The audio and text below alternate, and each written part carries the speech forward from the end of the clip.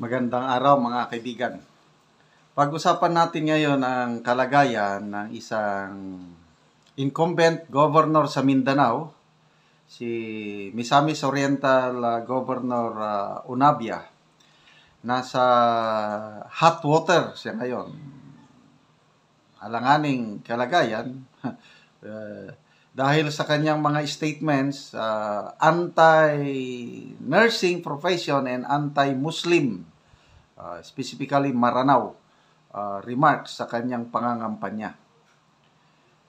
So ako, may anak ako na nurse, marami akong kamag-anak o kaibigang nurse.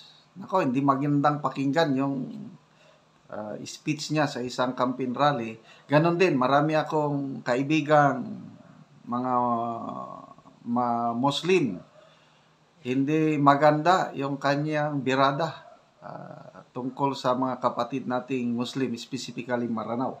Dito sa Inquirer.net na balita, Misamis politician may also hear from COMELEC. Papatawag siya sa COMELEC dahil sa kanyang mga remarks. Okay, so after a Pasig congressional bet, another politician, this time from Mindanao, has come under fire for making misogynistic remarks during a campaign sortie. The Commission on Election is expected to issue a show cause order against Misamis Oriental Governor Peter Onabia over sexist remarks he made about the nursing profession. So, ito, yung sinabi niya, kasi ang provincial government ng Misamis Oriental, merong nursing scholarship program. So, sino ang qualified sa nursing scholarship program? Mga magaganda lang daw na babae. Kung lalaki ka, disqualified ka dahil pangit daw ang disqualified daw ang mga pangit. Sabi niya, kining nursing, Bisaya to, kining nursing scholarship program para rani sa mga bayi, dili pwede ang lalaki. And katupag yun, mga babae nga gwapa. The nursing scholarship is only for women, not for men, and only for beautiful women. Grabe. So, sinabi niya yan sa isang campaign rally sa Villanueva, Misamis Oriental last Thursday. Dinagdag pa niya, dili man pwede ang maot, kay kung luya na ang mga lalaki at tubangon sa pangit na nurse, naunsa naman musamot atong sakit. In English, it's a no-no for the unattractive because if a male patient who is already weak is attended by an ugly nurse, what would happen to them? Their illness could get worse. Ano ba klaseng utak ng isang gobernador ito? So, ako, may anak akong nurse. Marami akong kaibigan. Pamangkin ko ngayon, kumukuha ng nursing.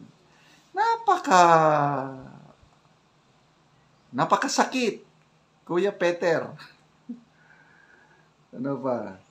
So, ito, mayroong isang youth advocate, Cyrus Arado Ubay, Balcueva, nakunan niya ng video itong si Governor Onabia, yung speech niya, ipinos. Kaya nagiging viral. Ay ito, ibinalita ng Inquirer.net.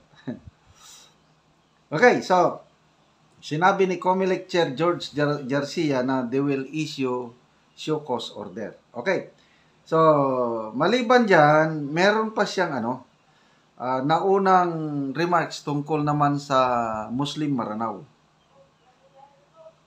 Ito. On top of his sexist remarks, Onabia made an anti-Moro pitch, a veiled one for his son Christian, who is seeking re-election as congressman. Christian's rival is a candidate who is married to a Maranao politician. Okay, so ganito itong si Governor Onabia, may anak siya, tumatakbong congressman. Ang kalaban, politician na nakapag-asawa ng Maranao family, Maranao politician. So, sa speech, ganito. Onabia suggested that if his son's opponent wins, the Maranaos would dominate Misamis Oriental and the province and the Cagayan de Oro City could suffer from security instability just like the Bangsamoro Autonomous Region in Muslim Mindanao. His scare tactic was backed by photos flashed on giant screens such as the aftermath of the bombing of Holo Cathedral in January 2019 and the bombing of the Mindanao State University gym while Holy Mass was celebrated in December of 2023. Sabi niya, musugot mo niyani? Papayag ba kayo nito? Pinakita yung picture sa MSU Marawi bombing at Holo Cathedral bombing. So ano yun? Di ba pananakot? Tapos, generalize niya na lahat ng Maranao, mga terorista. O, di ba masakit? Kaya ang nangyari, issue ng apology itong Governor Onabia, yung ganyang presentation niya, yung remarks niya against mga kapatid nating Muslim Maranao. Grabe. Carlos Conde, Senior Philippines researcher for Human Rights Watch, called Onabia's remarks deeply concerning. Governor Onabia's anti-Muslim rhetoric is deeply concerning. He knows the real struggle by Mindanaoans to keep harmony in the region that has been driven by conflict. So, masakit yun. Ako, personal experience, ang mga kapatid nating Muslims ay tunay na kaibigan. They are willing to die for their friends kahit Kristiyano ka pa. Yun ang aking experience. Kailan kung labanan mo sila, awayin mo sila, they are the worst of enemies. O ngayon, panahon ni PRRD, kinaibigan, nagkaroon tayo ng peace agreement, kaya wala na, tahimik na tayo ngayon. Huwag na nating i-generalize mga kapatid nating Muslim kasi ang isang Muslim, ang definition ng Muslim is a man who is totally surrendered to the will of Allah, of God. Kaya lang, may mga Muslim din, the same manner Christian, may mga pasaway. Kaya huwag nating i-generalize. Kaya ako, I can attest, based para my experience, maraming God-fearing, law-abiding Muslim citizens sa ating bansa. Okay, salamat mga kaibigan sa inyong pagsubaybay sa ating channel. Nakakatulong kayo ng malaki sa tribong Talaandig sa Bukidnon dahil ang sweldo natin sa channel na ito is tinutulong natin sa tribo. Namimigay tayo ng libreng yero at pako para ma-repair ang mga sira-sirang bahay ng tribong Talaandig sa Bukidnon. Panoorin nyo ang video na ito.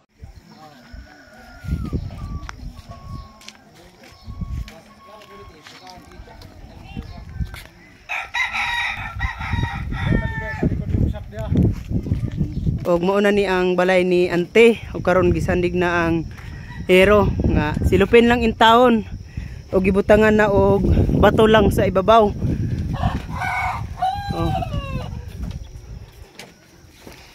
Mauna ni ang atop ni ante nga silupin. Apan hapit na ni magisi kay ang bato, nagkuan naman ang bato. Sumurag mahulog na. Kay magisi naman ang silupin, nag-crack naman. Mauna ni ang atop. Ang ngero po niya, gisklastipan na lang. Gisklastipan.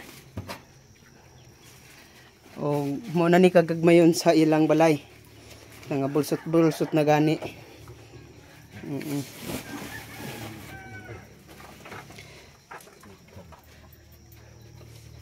Og karon, og ate, unsa inyong maistorya nga natagaan na mo og gero, so karon mailista na ning inyong atop nga silupin.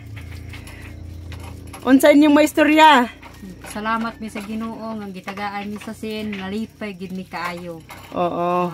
Kanang iatok na gid namo karon kay kabuslot na among atop nga. Oh, silupin. Silupin. Kay gibutangan lang og Tangan og bato. Oo. Kagisi na gani ang Oo. atop. Ikaw ya, unsa imong maistorya? Hinaot nga magpadayon pa ning inyong programa nga ingani para daghan pa matabangan nga nanginanglan sama sa mua. Oo, sama sa inyo. Oo, salamat po Salamat dia. sa Ginoo. Oo, salamat sa Ginoo. Sa Ginoo gid kaayo ha. Oo, lagi. So, muni ang ilang payag, giisklas-tipa na lang ang ilang ngero. Ang ilang balay, maupod ni kagagmayon. So, ilang plato, pila lang kabuok.